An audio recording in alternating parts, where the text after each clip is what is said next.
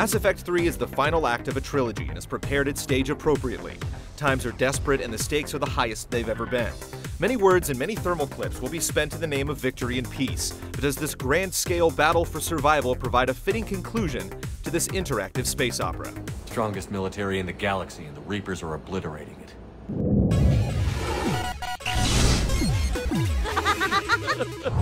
I want you to know there is no one else I'd rather see leading us in our last hours. Mass Effect 3 puts the sum total of the series' accumulated lore and backstory on the line as Commander Shepard returns to action, attempting to rally allies and stop the Mechanical Reapers from purging organic civilization from the galaxy. Desperation, destruction, and loss are depicted all around you, and you'll face difficult choices presented with real dramatic weight, along with smaller quandaries that let you outwardly express your character's personality. Can't you see the desperation? This isn't happy dancing. This is forget my problems dancing. The reputation system gauging good guy Paragon and hawkish renegade actions has been consolidated and calibrated to core themes concerning the nature of synthetic life and the cost of self-preservation. You'll witness strong performances by talented voice actors derived from a clever, if occasionally dorky script, and watch as events unfold to shape the world around you. There's no regulation against dating a ship's AI. I looked it up. The rich mythology is easy to buy into, particularly if you've been soaking it up through multiple games.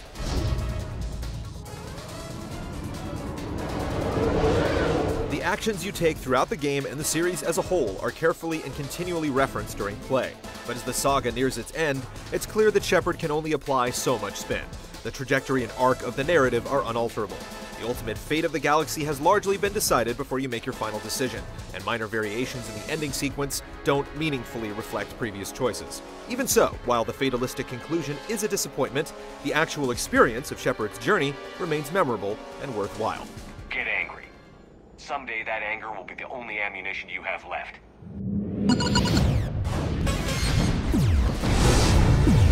Shepard, I'm so sorry. Yeah. The overall goal in Mass Effect 3 is to unify the galaxy's military resources into a cohesive strike force and mount a decisive counterattack against the Reapers. And the great majority of this effort is contained within a 25 to 40-hour campaign that's focused but not constrictive. One mission is always marked as priority to point the way forward, but you'll be simultaneously aware of other matters that, while not central to the story, still feel relevant to the bigger picture and are well worth checking out. I'll go up and have a look. If you can keep husks from climbing up behind me, I'd appreciate it. When you're not actively fighting or scouting around the Citadel social hub for leads or supplies, sneaking through Reaper-controlled space and probing planets can uncover useful assets. It's not the most engaging work, but planet scanning can easily become compulsive thanks to rewards including fetch quest items or permanent character upgrades.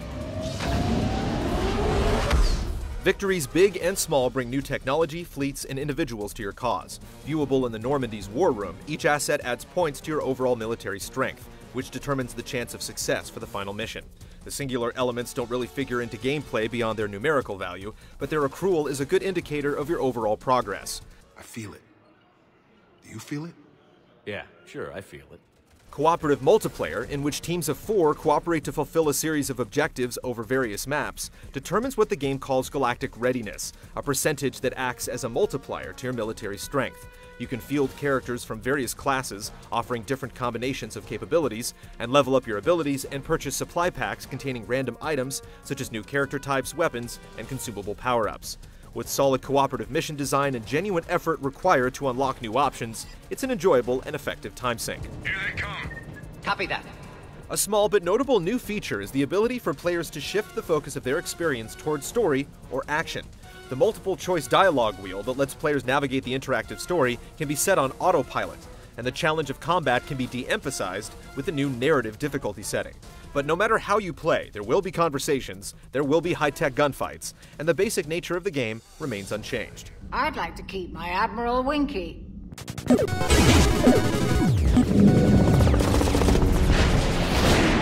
Let's go take care of whatever that thing dropped off. Mass Effect features no small amount of negotiating, speaking to your companions, and extracting information. But when it comes to making your way through missions, you'll rely on your aim and your squad's combat abilities to cut your way through Reaper husks, Cerberus agents, and whatever else stands in your way. Mass Effect 3 continues the series' gradual adaptation and refinement of existing third-person shooter mechanics, improving the basic feel of the action while adding more offensive options as well as further customization with weapon mods and upgrades. Your character is agile enough to roll and duck from cover to cover and perform a variety of close combat moves, while weapons and powers feel lethal and well differentiated. Control is smooth, despite a single dominant button perhaps serving too many functions. Different enemies employ different attack methods. Some will deploy turrets, others move forward from behind shields, or turn invisible to get the drop on you. Despite familiar weapon types like sniper rifles, assault rifles, and shotguns, Mass Effect's combat has a fairly distinct feel. Effectively countering defenses such as shields, biotic barriers, and heavy armor means using specific ammo types and attacks. But with powers significantly improving as you develop and evolve different skills, the power of multiplying stats ensures that brute force damage and headshots will ultimately prevail in just about any situation.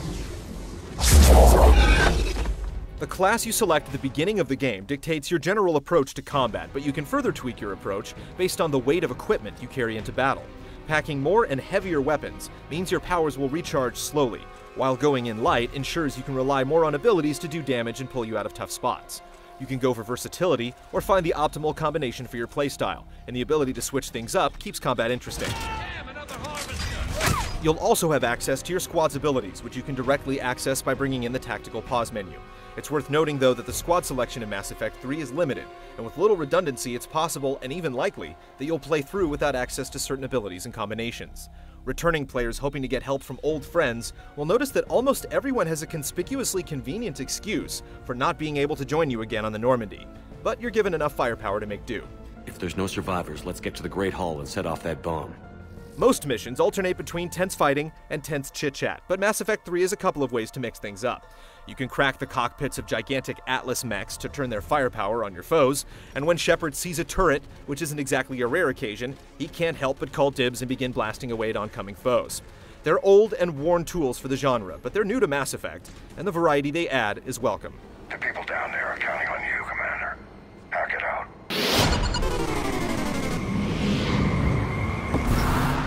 Building an avalanche of civilian SOS requests, Commander. The bulk are concentrated on the upper street.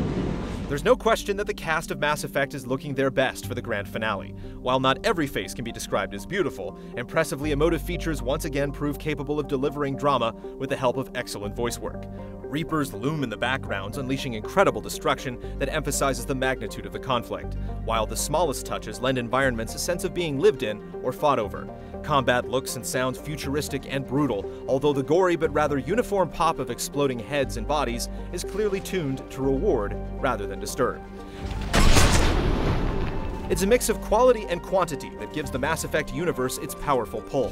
Like the visuals, the accompanying score exhibits an impressively broad reach, fading or rising to suit the scene at hand, and continually returning the player to the mysterious and reflective galaxy map before each new venture. No individual element feels lacking, and minor flaws such as characters snapping into their next pose that surface from time to time are easily ignored in favor of gloss applied elsewhere. I don't think we can count on anywhere being safe right now.